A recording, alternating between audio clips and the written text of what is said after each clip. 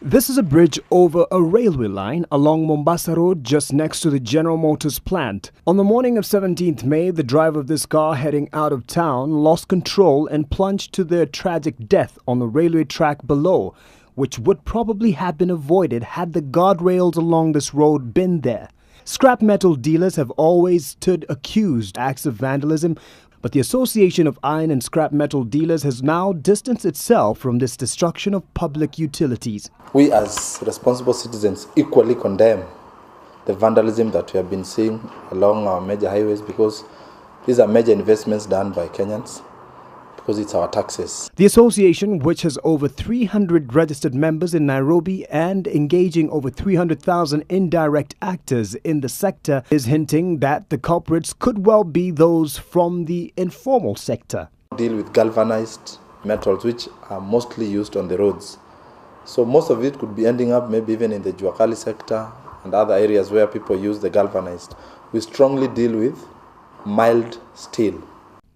The Nairobi governor told NTV that the biggest problem is lack of accountability and ineffective regulation, as there is no clear licensing body for scrap metal dealers.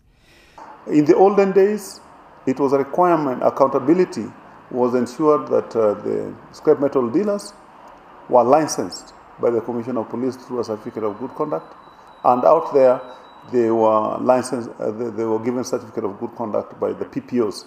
That is no longer a requirement. So there is no accountability. And what we are asking for is accountability for the sources of scrap metal. Stakeholders in this business say they would want healthy engagement in developing a pending 2012 scrap metal bill that is meant to curb vandalism. There are over 10,000 youths who are employed by this scrap metal sector. So if we close our scrap metal industries because of vandalism, that is very wrong.